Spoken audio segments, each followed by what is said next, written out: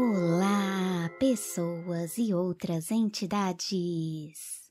Sejam muito bem-vindas ao Pode Ter Medo, o podcast em que eu compartilho as histórias de terror que eu adoro. A história de hoje se chama Miriam e foi escrita em 1945 pelo Truman Capote, cujo nome com certeza não se pronuncia assim, mas é a vida. Na época, esse conto saiu numa revista e ganhou um prêmio de melhor primeira história publicada. Eu acho ela muito interessante, principalmente se você analisa pelo subtítulo que ela recebeu quando foi republicada nos anos 80. Miriam, uma clássica história de solidão. O Capote era novinho quando publicou esse conto, e uma curiosidade legal é que, na época em que saiu na revista, ele recebeu uma cartinha de uma moça. A gente não tem acesso a essa carta, mas tem a carta de resposta dele. E nessa resposta ele tá meio despeitado, falando que a leitora não entendeu o conto e explica algumas coisas sobre a história. Eu entendo, né? Porque imagina, você passa eras escrevendo sua obra-prima e publica, e aí fica esperando ansioso pela opinião dos fãs, daí o primeiro feedback que você recebe é, não entendi. Eu até ia ler essa cartinha dele aqui, mas aí eu resolvi não ler não, que é pra não restringir a imaginação de vocês quanto à interpretação da história. Se vocês quiserem, eu posso publicar ela depois no Instagram com a tradução, porque ela só tá em inglês na internet. Quem quiser é só falar comigo lá no Insta, @podetermedo. Falem comigo, tá, gente? Nem a Simone fala mais comigo, porque agora ela tá namorando. Então, vamos à história. E lembre-se, não precisa ter medo. Mas se quiser, pode.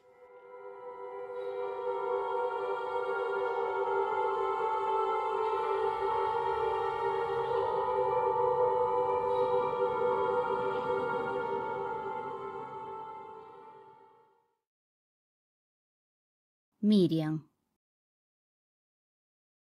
Durante muitos anos, a senhora H.T. Miller havia morado sozinha num apartamento confortável, 2 quartos com kitnet, num prédio de arenito pardo já reformado, perto do East River. Era viúva. A senhora H.T. Miller tinha uma pensão de valor bastante razoável. Sua renda era reduzida, não tinha amigas para conversar e raras vezes ia além da mercearia da esquina. Os demais moradores do prédio nunca pareciam perceber a presença dela. Suas roupas eram comuns.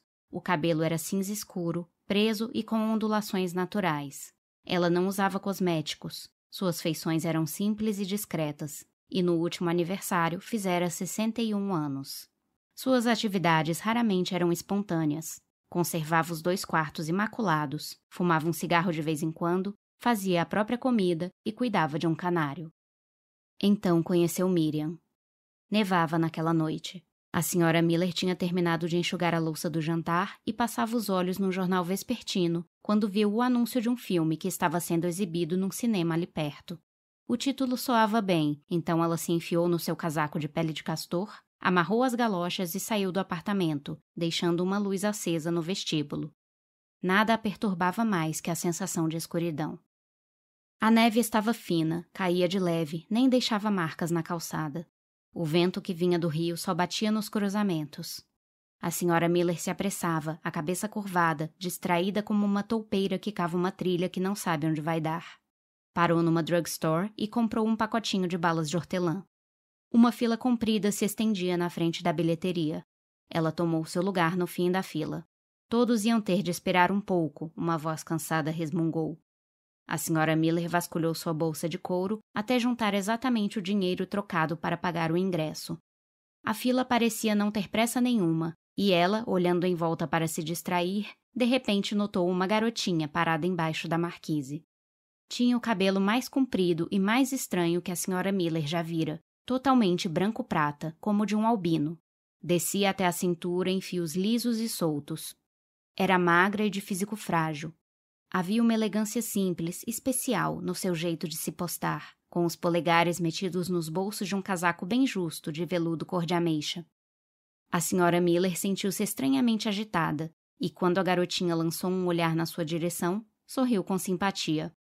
A garotinha aproximou-se e disse, "A senhora se importa de me fazer um favor?" "Com todo o prazer, se eu puder", respondeu a senhora Miller. "Ah, é muito fácil. Eu só queria que a senhora comprasse um ingresso para mim, senão eles não me deixam entrar. Olha aqui, tenho dinheiro." E graciosamente entregou à senhora Miller 2 moedas de 10 centavos e uma de 5. Entraram juntas para ver o filme. O lanterninha levou-as até a sala de espera. O filme ia terminar dali a 20 minutos. Eu me sinto como um criminoso de verdade, disse com alegria a senhora Miller enquanto sentava. Sabe, a gente está fazendo uma coisa contra a lei, não é? Tomara que eu não tenha feito nada de errado. Sua mãe sabe que você está aqui, querida? Sabe, não sabe? A garotinha não disse nada. Desabotoou o casaco e dobrou-o no colo. Seu vestido era chique e azul escuro. Uma correntinha dourada pendia sobre o pescoço, e os dedos, delicados e harmoniosos, brincavam com ela. Enquanto a examinava com mais atenção, a senhora Miller concluiu que o traço verdadeiramente distintivo não era o cabelo, mas os olhos. Eram castanhos, firmes, nada tinham de infantil, e por causa do tamanho pareciam engolir o rosto miúdo. A senhora Miller ofereceu uma bala de hortelã. Qual é o seu nome, querida? Miriam, respondeu ela, como se de um modo curioso já se tratasse de uma informação familiar. Puxa, não é engraçado? Meu nome também é Miriam, e nem é um nome tão comum assim. Mas não vá me dizer que o seu sobrenome é Miller. Só Miriam. Mas não é engraçado? Moderadamente, respondeu Miriam, e girou a bala de hortelã na língua. A senhora Miller corou e remexeu-se com desconforto. Você tem um vocabulário bem vasto para uma garotinha. É mesmo? Bem, sim, respondeu a senhora Miller, mudando apressadamente de assunto. Gosta de ir ao cinema? Na verdade, não sei, respondeu Miriam. Nunca vim ao cinema antes. Mulheres começaram a encher a sala de espera. O estrondo das bombas do cinejornal ressoava ao longe. A senhora Miller levantou-se, apertando a bolsa debaixo do braço. Acho melhor me apressar se quiser pegar um bom lugar, disse. Foi bom conhecer você. Miriam respondeu com um levíssimo aceno da cabeça. Nevou a semana inteira. Rodas e passos não faziam ruído na rua, como se a atividade de viver prosseguisse em segredo detrás de uma cortina embaçada, mas impenetrável. No silêncio que caía lá fora, não havia céu nem terra, só neve pairando no vento, congelando no vidro da janela, resfriando os quartos, amortecendo e silenciando a cidade. Em todas as horas era necessário manter uma lâmpada acesa, e a senhora Miller perdeu a conta dos dias. Sexta-feira não foi diferente de sábado, e no domingo ela foi à mercearia, fechada, é claro. Naquela noite, fez ovos mexidos e sopa de tomate. Em seguida, depois de vestir um roupão de flanela e passar creme no rosto, enfiou-se na cama com uma bolsa de água quente sob os pés. Estava lendo o Times quando a campainha tocou. No início pensou que devia ser engano e quem quer que fosse iria embora. Mas tocou de novo várias vezes e virou um zumbido insistente. Ela olhou para o relógio. Passava um pouco das 11 horas. Não parecia possível. Ela sempre dormia às 10. Saiu da cama, atravessou depressa a sala descalça. Já vou, por favor, tenha paciência. O trinco estava fechado. Ela girou para um lado e para o outro, e a campainha não parava nem um instante. Pare! Gritou. A lingueta cedeu e ela abriu a porta 2 centímetros. Que foi, pelo amor de Deus? Olá, disse Miriam.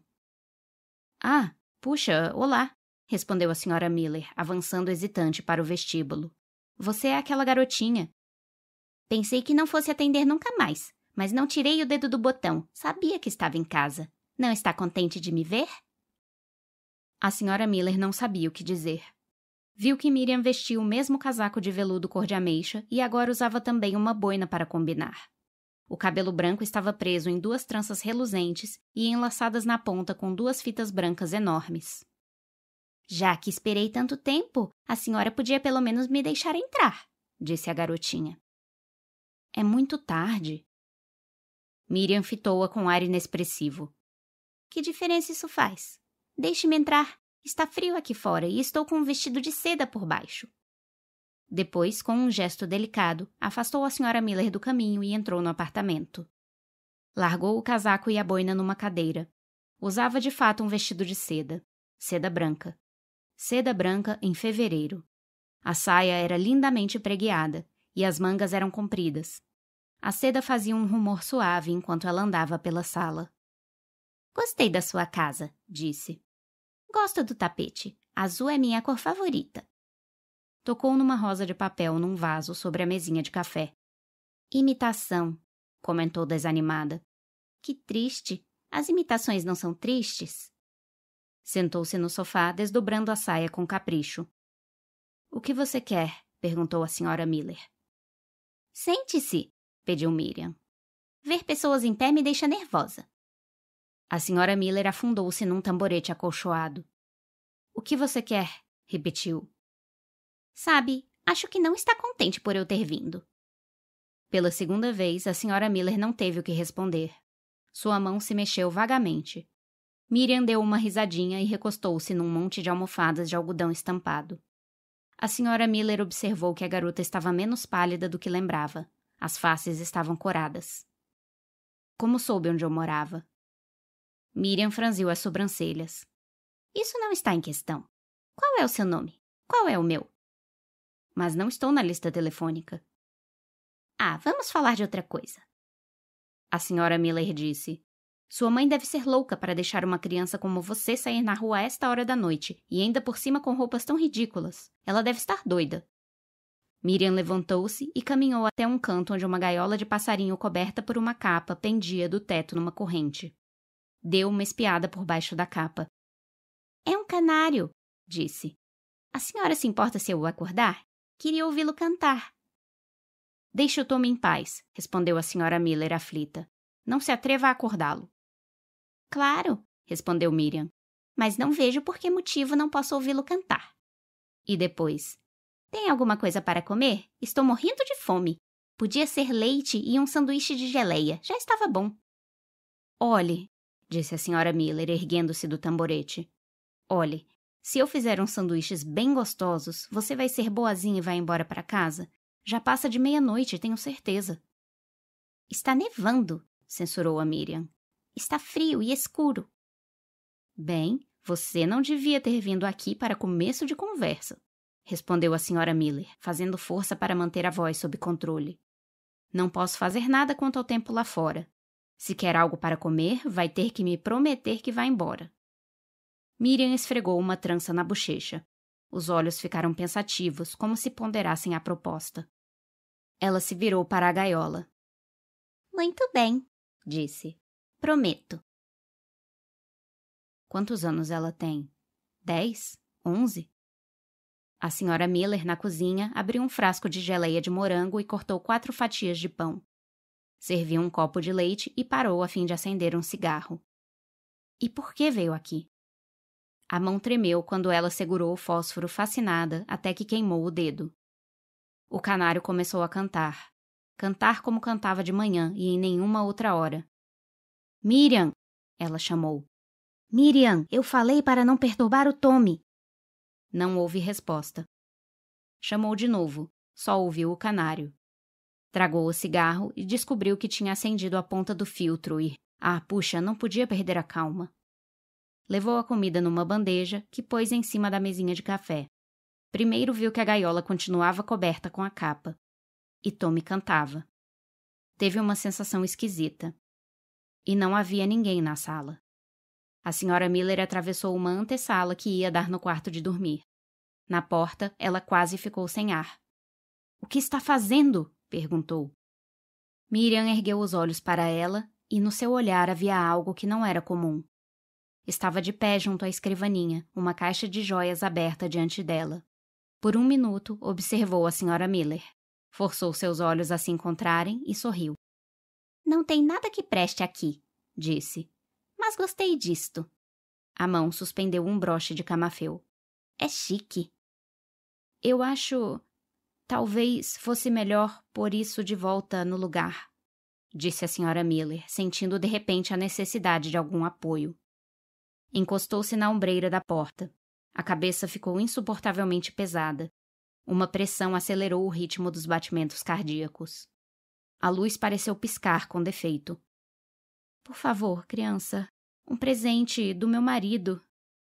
Mas é lindo e eu o quero, disse Miriam. Dê isso para mim. Quando a senhora Miller se aprumou, procurando formar uma frase capaz de salvar seu broche de algum jeito, ocorreu-lhe que não havia ninguém a quem pudesse recorrer. Estava sozinha. um fato que havia muito não figurava entre seus pensamentos. Sua simples ênfase era atordoante. Mas ali no seu próprio quarto, na cidade silenciada pela neve, havia provas que ela não podia ignorar, ou sabia disso com uma clareza assombrosa, provas às quais não podia resistir. Miriam comeu avidamente, e quando os sanduíches e o leite acabaram, seus dedos fizeram movimentos de teia de aranha pelo prato, recolhendo as migalhas. O camafeu brilhava na sua blusa. O perfil louro parecia um reflexo jocoso daquela que o usava. Isso estava muito bom, suspirou ela. Se bem que agora um bolinho de amêndoas ou umas cerejas seriam o ideal. Doces são adoráveis, a senhora não acha? A senhora Miller estava precariamente empoleirada no tamborete, fumando um cigarro. Sua rede de cabelo deslizara para o lado e fios soltos pendiam a esmo pelo rosto. Os olhos estavam tolamente concentrados em nada, e as faces tinham manchas vermelhas, como se um tapa furioso tivesse deixado marcas permanentes. Tem aí um doce, um bolo? A senhora Miller bateu a cinza no tapete. Sua cabeça balançou de leve enquanto tentava ajustar o foco dos olhos. Você prometeu ir embora se eu fizesse os sanduíches, disse. Puxa, prometi, é? Foi uma promessa e eu estou cansada e não estou me sentindo nada bem. Não precisa ficar chateada, disse Miriam. Estou só brincando. Pegou o casaco, pendurou-o no braço e ajeitou a boina na cabeça diante de um espelho. Em seguida, se curvou bem perto da senhora Miller e sussurrou. Me dê um beijo de boa noite. Por favor, prefiro não dar, respondeu a senhora Miller. Miriam ergueu um ombro, arqueou uma sobrancelha. Como quiser, disse. E seguiu direto para a mesinha de café. Agarrou o vaso que continha as rosas de papel, levou-o até o local onde a superfície do chão estava vazia e arremessou-o para baixo. Vidros espalharam-se para todos os lados e ela pisoteou o buquê. Depois, lentamente, caminhou até a porta, mas antes de fechá-la, olhou para trás na direção da senhora Miller, com uma curiosidade marotamente ingênua. A senhora Miller passou o dia seguinte na cama. Levantou-se uma vez para dar comida para o canário e beber uma xícara de chá. Tirou a temperatura e não tinha febre. Ainda assim, seus sonhos estavam febrilmente agitados. O caráter desequilibrado dos sonhos perdurava mesmo enquanto ela fitava o teto com os olhos bem abertos, deitada. Um sonho se mesclava aos outros, como um tema vagamente misterioso numa sinfonia complicada, e as cenas que retratava eram delineadas de forma incisiva, como que desenhadas por uma mão dotada de grande vigor. Uma garotinha, com um vestido de noiva e uma grinalda de folhas, guiava um grande cortejo que descia a trilha de uma montanha. E no meio dessa gente reinava um silêncio fora do comum, até que uma mulher lá atrás perguntou: Para onde ela está nos levando? Ninguém sabe, respondeu uma velha que marchava na frente. Mas ela não é mesmo bonita? Acrescentou uma terceira voz. Não parece uma flor coberta pela geada? Tão brilhante e branca. Terça-feira de manhã ela acordou sentindo-se melhor. Fortes riscas de sol inclinando-se através das persianas lançavam uma luz estilhaçante sobre seus devaneios sadios. Abriu a janela para descobrir um dia de degelo, ameno como na primavera. Uma leva de nuvens novas e limpas encolhia-se contra um céu vasto e azul, fora de estação, e por cima da linha baixa dos telhados, ela conseguia avistar o rio e a fumaça que saía das chaminés dos rebocadores e se curvava ao vento morno. Um grande caminhão prateado arava a rua atravancada pela neve. Seu motor ressoava no ar com um zumbido. Depois de arrumar o apartamento, ela foi à mercearia descontar um cheque e seguiu até os Schrafts, onde tomou o café da manhã e bateu um papo descontraído com a garçonete. Fazia um dia lindo, mas parecia um feriado, e seria uma grande bobagem ir para casa. Tomou um ônibus na Avenida Lexington e foi até a Rua 86. Ali resolveu fazer umas comprinhas. Não tinha a menor ideia do que queria ou do que precisava, mas andou sem rumo, atenta apenas aos passantes, enérgicos e preocupados, que lhe davam uma perturbadora sensação de isolamento. Foi enquanto aguardava na esquina da Terceira Avenida que viu o homem. Um velho de pernas arqueadas e curvado debaixo de uma braçada de pacotes estufados. Usava um casaco marrom surrado e um boné xadrez. De repente, se deu conta de que os dois, ele e ela, estavam trocando um sorriso. Nada havia de amistoso naquele sorriso. Eram só 2 frios tremores de reconhecimento. Mas ela teve a certeza de que nunca o tinha visto antes. Ele estava parado junto a um poste, e quando ela atravessou a rua, virou-se e a seguiu. Continuou bem perto. Pelo canto do olho, ela observava o reflexo dele oscilando nas vitrines das lojas. Então, no meio do quarteirão, parou e encarou-o. Ele também parou e inclinou a cabeça, sorrindo. Mas o que ela poderia dizer, ou fazer? Ali, em plena luz do dia, na Rua 86. Era inútil, e, com desprezo por seu próprio desamparo, acelerou o passo. Agora a Segunda Avenida é uma rua desoladora, feita de restos e detritos, em parte paralelepípedo, em parte asfalto, em parte cimento, e sua atmosfera de abandono é permanente. A senhora Miller caminhou 5 quarteirões sem encontrar ninguém, e durante todo o tempo o constante esmigalhar das passadas dele na neve soou próximo. E quando ela chegou a um florista, o ruído ainda estava perto. Entrou depressa e olhou através da vidraça da porta enquanto o velho passava lá fora. Ele mantinha os olhos fixos em frente e não reduziu o ritmo dos passos, mas fez uma coisa estranha e reveladora. Deu um leve toque no boné. "6 brancas, a senhora disse?" perguntou o florista. "Sim", respondeu ela. "Rosas brancas." De lá, foi para uma loja de artigos de vidro e escolheu um vaso, supostamente um substituto para o que Miriam quebrara, embora o preço fosse inaceitável e o vaso em si, pensou ela, fosse grotescamente vulgar. Mas uma série de compras inexplicáveis havia começado, como que segundo um plano pré-estabelecido. Um plano do qual ela não tinha o menor conhecimento ou controle. Comprou um saco de cerejas carameladas e, num lugar chamado Confeitaria Knickerbocker, pagou 40 centavos por 6 bolinhos de amêndoa. Ao longo da última hora, o tempo tinha esfriado outra vez. Como lentes embaçadas, nuvens de inverno lançavam uma sombra na frente do sol, e o esqueleto de um crepúsculo prematuro tingia o céu. Uma névoa úmida misturada com o vento e com as vozes de algumas crianças que faziam algazarra em montes de neve acumulados nas sarjetas parecia solitária e triste. Logo caiu o primeiro floco, e quando a senhora Miller chegou à casa de Arenito Pardo, a neve já caía numa tela ondulante e as pegadas sumiam logo depois de ser deixadas para trás. As rosas brancas foram dispostas de forma decorativa no vaso. As cerejas carameladas reluziam numa travessa de cerâmica. Os bolinhos de amêndoa, polvilhados com açúcar, aguardavam bem à mão. O canário batia as asas em seu poleiro e bicava uma barra de sementes. Exatamente às 5 horas, a campainha tocou. A senhora Miller sabia quem era. A bainha do seu roupão ondulou enquanto ela atravessava o piso. "É você?" perguntou. "Claro", respondeu Miriam. A palavra soou estridente e forte no vestíbulo. "Abra essa porta." "Vá embora", disse a senhora Miller. "Por favor, depressa. Estou com um embrulho pesado." "Vá embora", disse a senhora Miller. Voltou para a sala, acendeu um cigarro, sentou-se e calmamente ouviu a campainha. Tocou, tocou, tocou.